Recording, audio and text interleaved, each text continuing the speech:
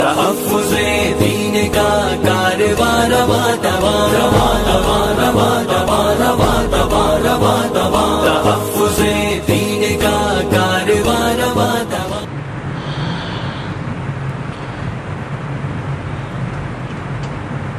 میرے اور آپ کے علم میں یہ بخوبی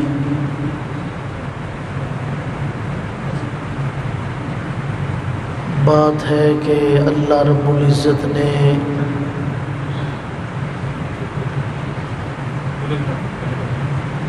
رمضان المبارک کا مہینہ کتنا عظیم برکت اور رحمت والا مہینہ بنایا ہے۔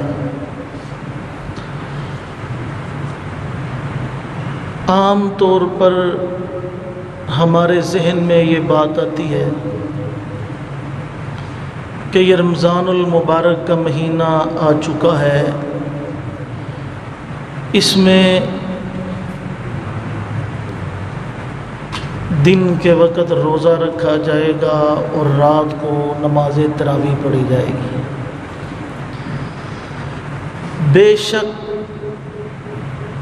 دن کا روزہ اور رات کی تراویح یہ رمضان کی اہم ترین عبادتیں ہیں،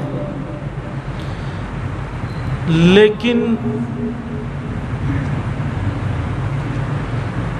ہم نے صرف ان دو چیزوں تک نہیں رہنا، بلکہ رمضان المبارک میں اپنے قدم کو بڑھاتے ہوئے اور آگے لے جانا ہے۔ قرآن کریم میں رب العالمین نے ارشاد فرمایا کہ وما خلقت الجن والانس الا لیعبدون، کہ ہم نے جنوں کو اور انسانوں کو اپنی عبادت کے لیے پیدا کیا ہے۔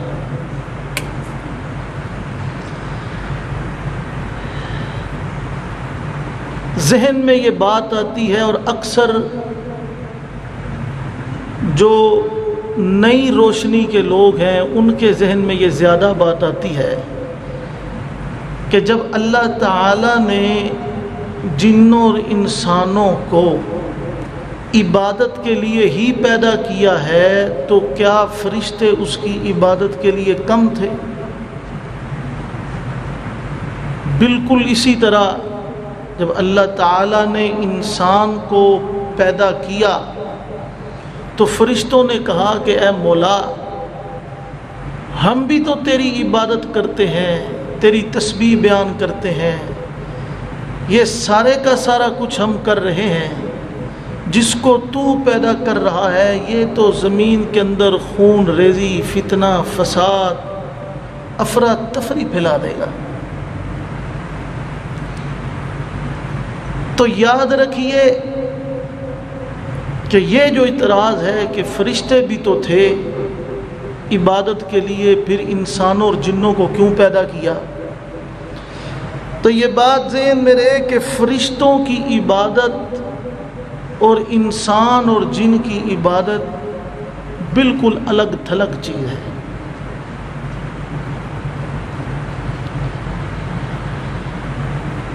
وہ اس طرح فرشتہ اگر چاہے کہ آج میں عبادت نہیں کروں گا تو وہ یہ نہیں کر سکتا۔ فرشتہ اگر چاہے آج میں اللہ کا ذکر نہیں کروں گا تو وہ اس طرح کر ہی نہیں سکتا۔ فرشتہ اگر چاہے جو رکوع میں اللہ تعالیٰ کی تسبیح بیان کر رہا ہے کہ آج میں رکوع نہیں کروں گا کیونکہ میں تھک گیا ہوں، کل کروں گا، تو وہ اس طرح نہیں کر سکتا۔ کوئی فرشتہ کہے کہ آج سارا دن میں نے سونا ہے، آج عبادت نہیں کل ہوگی، تو وہ بھی اس طرح نہیں کر سکتا۔ یہ ساری کی ساری چیزیں اللہ تعالیٰ نے انسان کے اندر رکھ دی ہیں۔ فرشتوں کا کوئی کمال نہیں۔ فرشتہ جب کر ہی نہیں سکتا تو اس کا کمال کیسے ہے؟ فرشتہ عبادت چھوڑ ہی نہیں سکتا، فرشتہ تسبیح و تحلیل ذکر و اذکار چھوڑ ہی نہیں سکتا۔ اس کی مثال بالکل اس طرح سمجھیے کہ ایک نابینا شخص ہے، اس کو نظر نہیں آتا،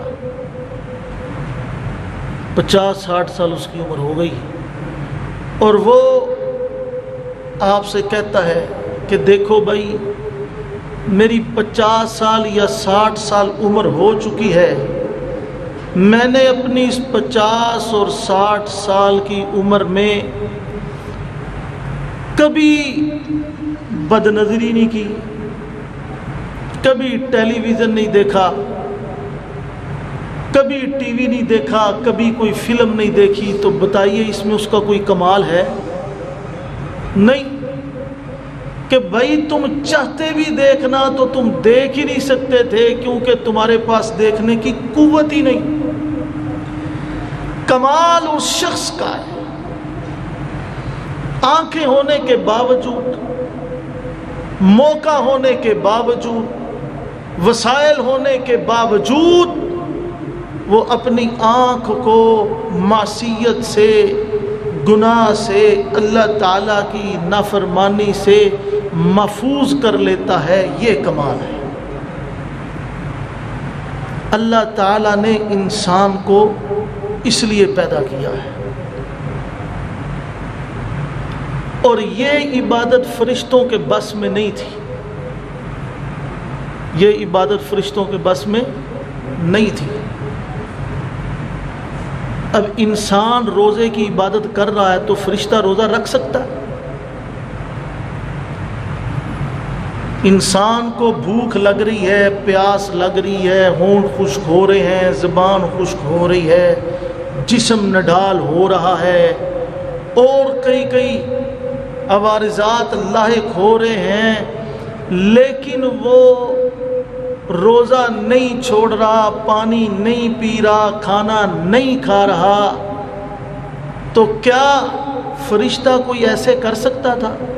جس کو بھوک لگنی نہیں، جس کو پیاس لگنی نہیں، جس کی زبان خشک ہونی نہیں، تو یہ فرشتوں کے بس کی بات نہیں تھی، یہ انسان کے بس کی۔ انسان ہی اس عبادت کو پائے تکمیل تک پہنچا سکتا ہے۔ رب العالمین نے قرآن کریم میں دوسری جگہ ارشاد فرمایا، توجہ سے سنیے گا، رب العالمین فرماتے ہیں اعوذ باللہ من الشیطان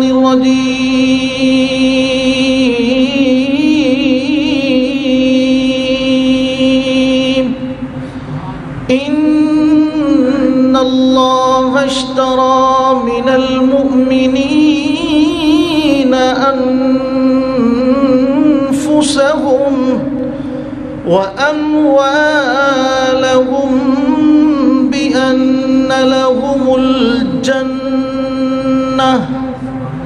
رب العالمین فرماتے کہ ہم نے مومنین کا، ان کی جانوں کو، ان کی مال کو خرید لیا ہے، مومنین کی جانوں کو، ان کے مالوں کو ہم خرید چکے ہیں، وہ ہمیں بیچ چکے ہیں، اس کے بدلے میں جو ہم نے قیمت ادا کی، رب العالمین فرماتے ہیں بِأَنَّ لَهُمُ الْجَنَّةِ، ہم نے جو ان کی جان کی، ان کی مال کی قیمت دی ہے وہ جنت ہے۔ معلوم ہوا میری اور آپ کی جان، میرا اور آپ کا مال ہمارا اپنا مال نہیں، ہماری اپنی جان نہیں، بلکہ یہ تو بکا ہوا مال ہے، یہ تو پرایا مال ہے۔ رب العالمین نے جب فیصلہ فرما دیا، مطلع کر دیا، قرآن کریم میں ارشاد فرما دیا کہ اے مومنوں، تمہاری جانیں تمہاری نہیں، تمہارا مال تمہارا نہیں، یہ میں نے خرید لیا ہے، اس کے بدلے میں میں نے تمہیں جنت عطا کر دی ہے۔ تو رب العالمین یہ اگر ارشاد فرماتے کہ اب تم نے صبح سے لے کے شام تک کوئی کاروبار نہیں کرنا بلکہ عبادت کرنی ہے، شام سے لے کے صبح تک کوئی سونا نہیں، کوئی آرام نہیں کرنا بلکہ عبادت میں یہ رات گزارنی ہے۔ تو یہ بالکل انصاف کے مطابق تھا، کیونکہ جب جان ہماری نہیں، مال ہمارا نہیں، یہ اللہ نے خرید لیا ہے تو اللہ اس کے اوپر یہ آرڈر بھی کر سکتا ہے، اللہ یہ حکم دے سکتا ہے، لیکن میں قربان جاؤں اس خریدار کی خریداری پر۔ رب العالمین نے ایسے نہیں فرمایا، بلکہ فرمایا میں خرید چکا ہوں، تمہیں اس کی قیمت بھی دے چکا ہوں، لیکن اس کے باوجود تمہاری جان تمہارے حوالے کرتا ہوں اور تمہارا مال بھی تمہارے حوالے کرتا ہوں۔ رب العالمین نے فرمایا یہ چند ایک باتیں ہیں، 5 وقت کی نماز با جماعت ادا کر لینا، کاروبار کرنا، بیوی بچے تمہارے ہوں، شادی کر لینا، کاروبار کر لینا، پیسہ کمانا، خرچ بھی کرنا، سارا کچھ کرنا، سونا بھی، کھانا پینا بھی، لیکن اس کے لیے یہ چند چھوٹے چھوٹے اصول ہیں، ان کے تحت چلتے جانا۔ رب العالمین نے اس لحاظ سے جان بھی واپس کر دی، مال بھی واپس کر دیا، لیکن یاد رکھیے کہ رب العالمین کو پتا تھا کہ جب اس کو کاروبار کی اجازت دے دی، شادی کرنے کی اجازت دے دی، بیوی بچوں میں رہنے کی اجازت دے دی، تو اب یہ ان میں مشغول ہوگا تو اس کے دل و دماغ کے اوپر غفلت کے پردے پڑ جائیں گے، یہ غفلت میں ڈوب جائے گا۔ رب العالمین کو پتا تھا، اس لیے رب العالمین نے قرآن کریم میں فرمایا یا ایھا الذین آمنوا کتب علیکم الصیام کما کتب علی الذین من قبلکم لعلکم تتقون۔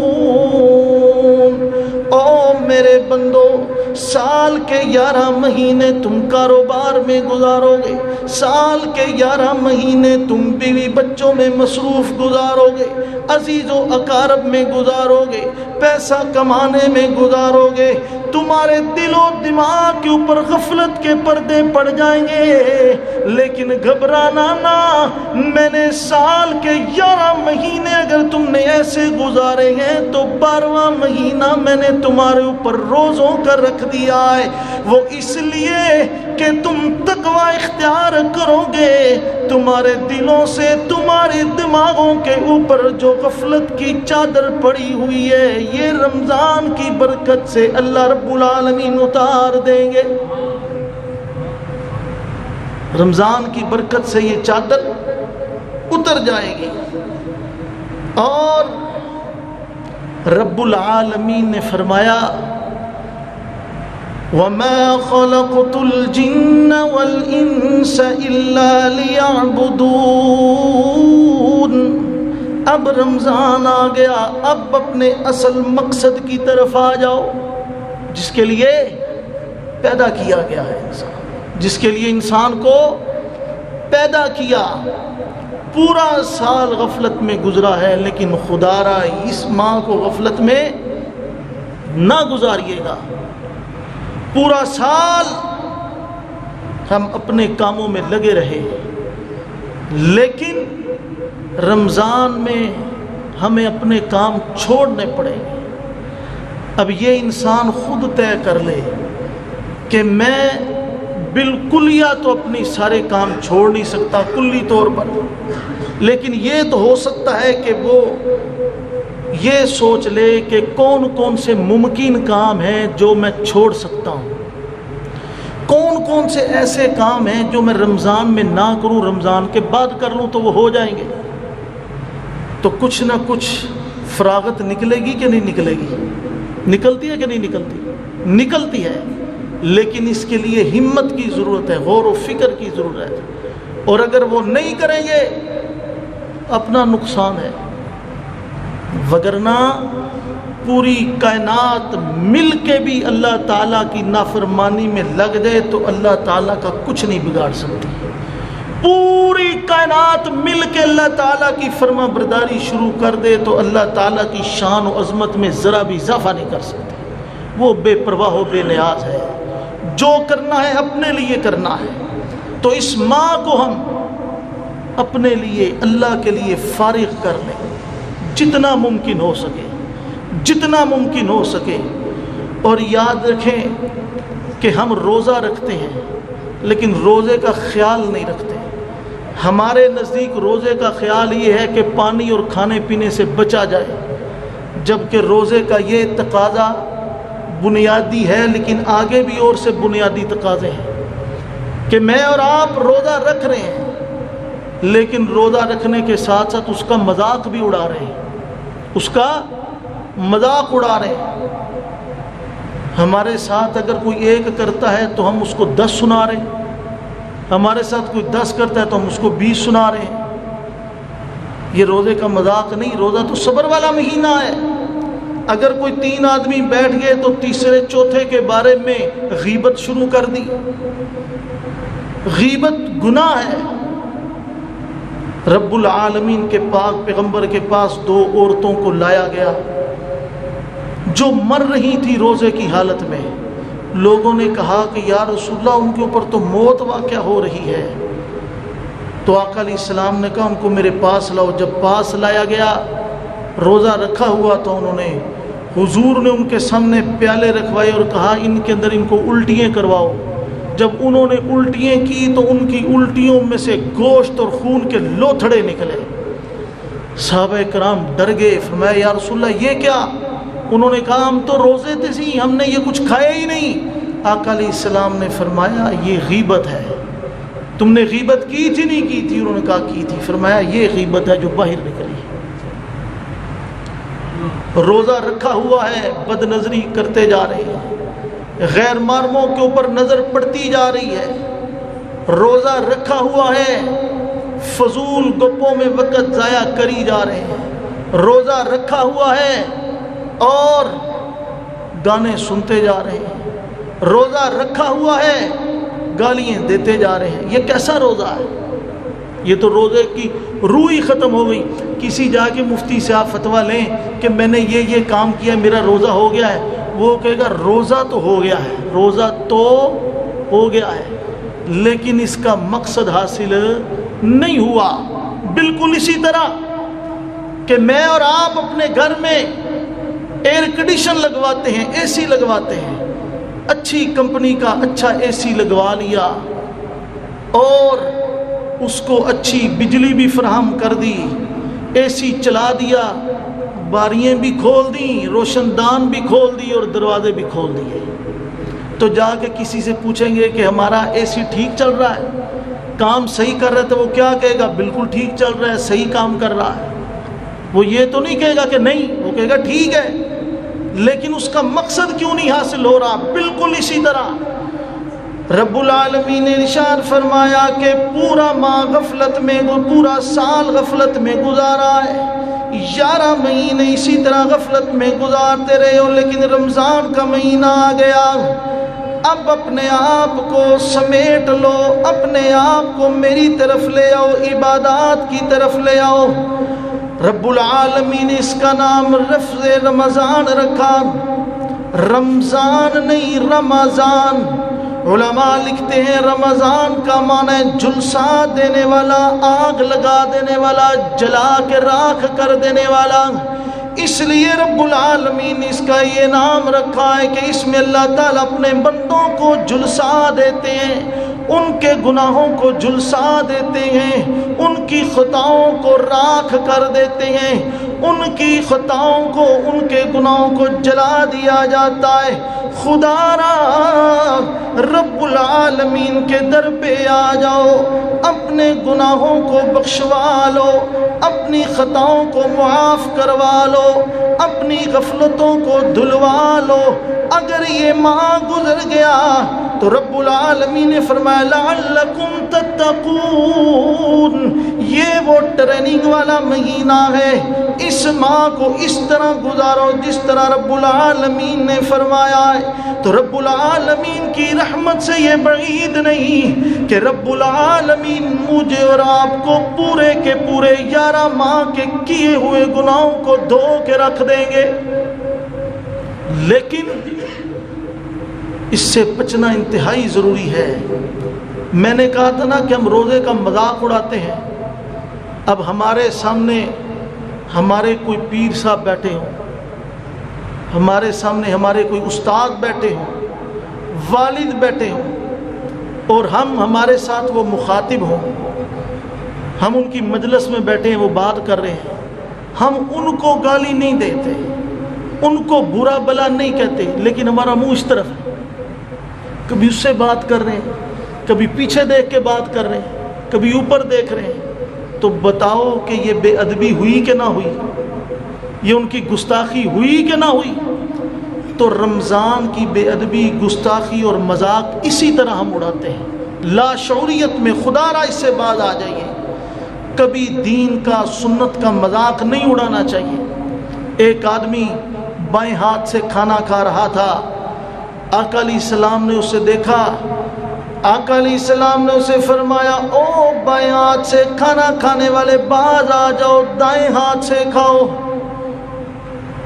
اس نے آگے سے جواب دیا، اس نے کہا میرا دایاں ہاتھ کام ہی نہیں کرتا، میں نے اس سے نہیں کھانا، میں نے بائیں ہاتھ سے کھانا ہے۔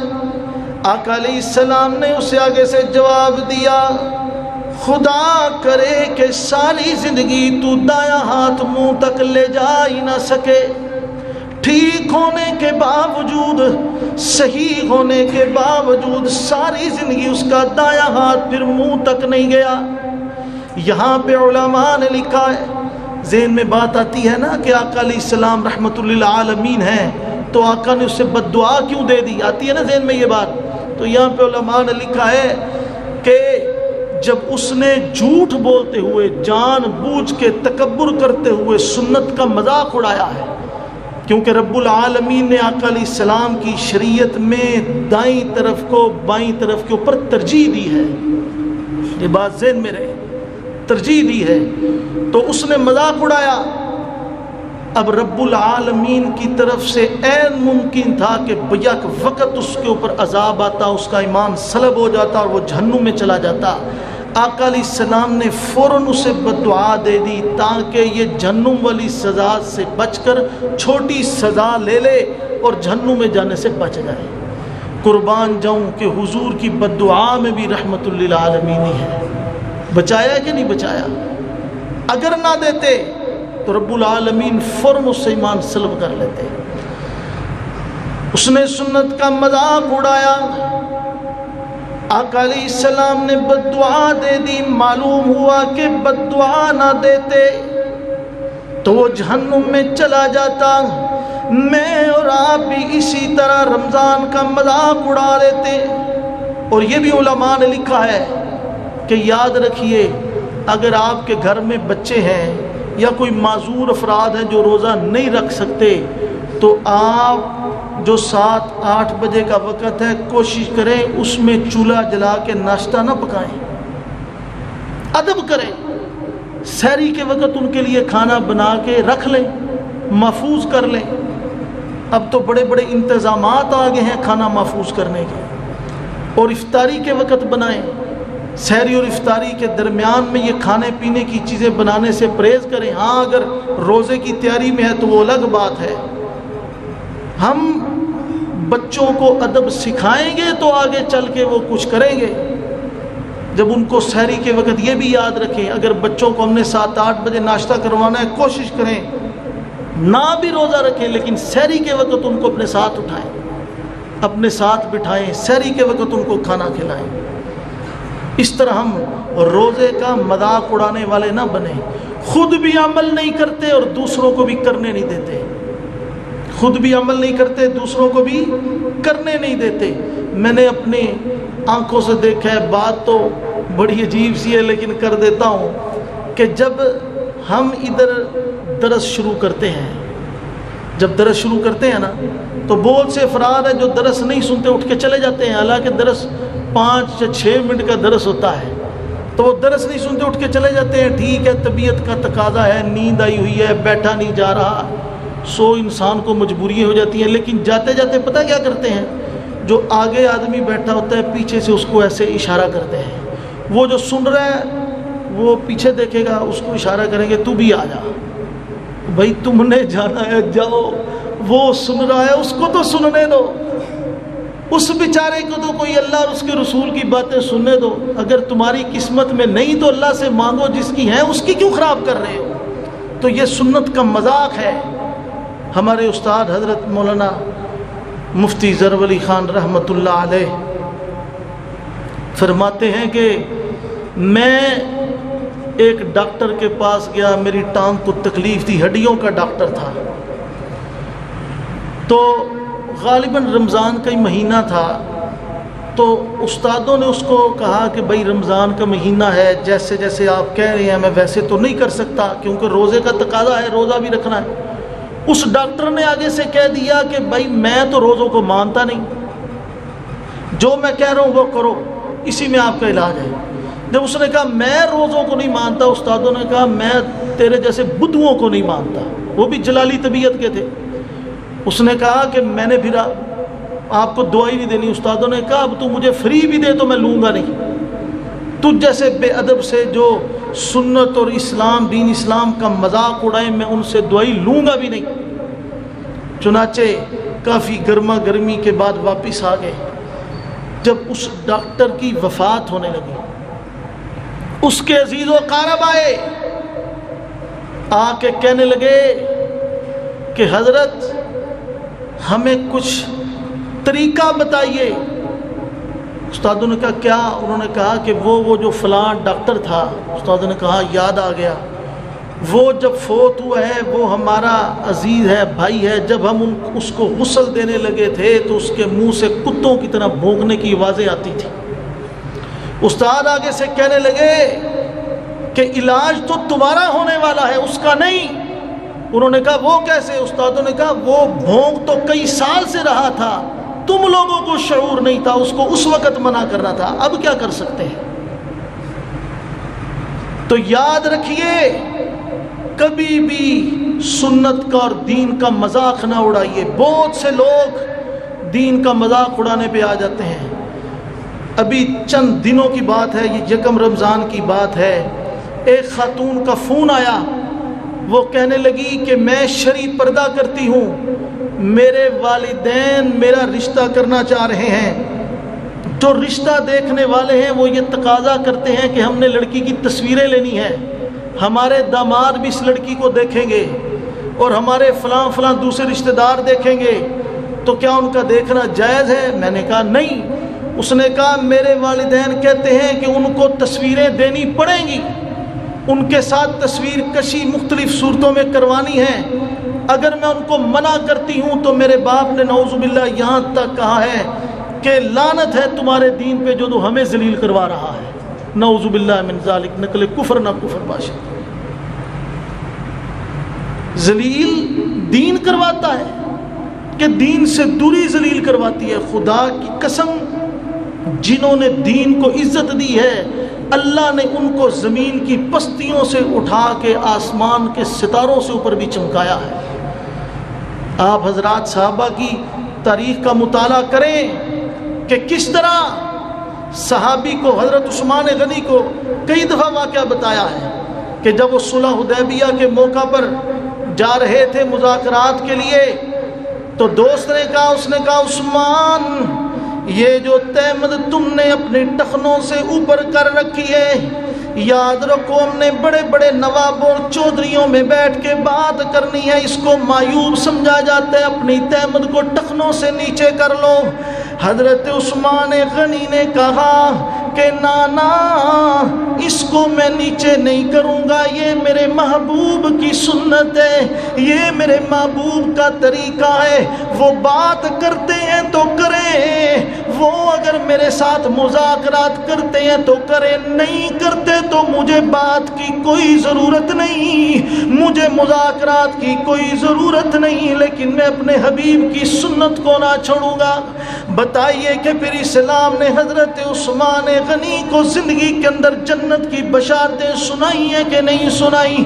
ایک دیوانہ پروانہ روم کی مجلس میں بیٹھا ہوا ہے، ہاتھ سے نوالا گرا، دسترخوان سے نوالا جھاڑ کے اٹھا کے کھانے لگے۔ ساتھ والے ساتھیوں نے کہا کہ نوالا اٹھا کے نہ کھاؤ، شاہ روم کے دربار میں بیٹھے ہو، رسول اللہ کے سفیر بن کے آئے ہو، یہ تمہیں گرا ہوا سمجھیں گے، یہ تمہیں پرلے درجے کا بے وقوف سمجھیں گے، تمہارے ساتھ بات بھی نہیں کریں گے، تمہیں واپس بھیج دیں گے، لقمہ چھوڑ دو۔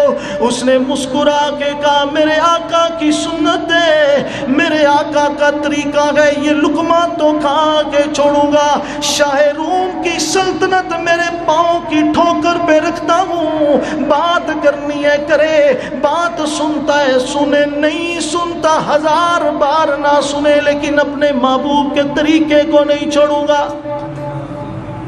کتابوں میں لکھا ہے، غالباً پاکستان کے مادر وجود میں آنے سے پہلے کی بات ہے، جب بر صغیر تھا، یہ ہند و پاک اکٹھے ہوا کرتے تھے، رمضان کا مہینہ تھا، رمضان کا مہینہ تھا، ایک ہندو کا بچہ، مسلمانوں کی آبادی کی وہاں کثرت تھی، زیادہ مسلمان تھے، ایک ہندو کا بچہ بازار سے گزرتا ہوا امرود کھا رہا تھا، دن کا وقت تھا، ہندو نے اپنے بچے کو پکڑا اور زور سے تھپڑ مار کے کہنے لگا شرم کرو، تمہیں پتہ نہیں کہ مسلمان بھائیوں کے روزے اور تم ان کے سامنے کھا رہے ہو۔ رب العالمین کو اپنے روزوں کی قدر کی، ادب کی، اس کی ادا اتنی پسند آئی، علماء لکھتے ہیں کہ مرنے سے پہلے رب العالمین نے اسے کلمہ نصیب فرما دیا۔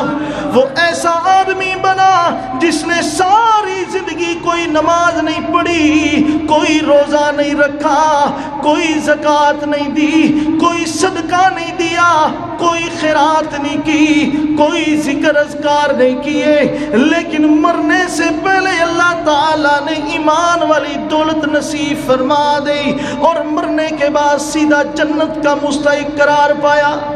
رب العالمین مجھے اور آپ کو رمضان کی قدر کی توفیق عطا فرمائے۔ وآخر دعوانا الحمدللہ۔ علماء کا ساتھ دو، آؤ سب کے سب یہاں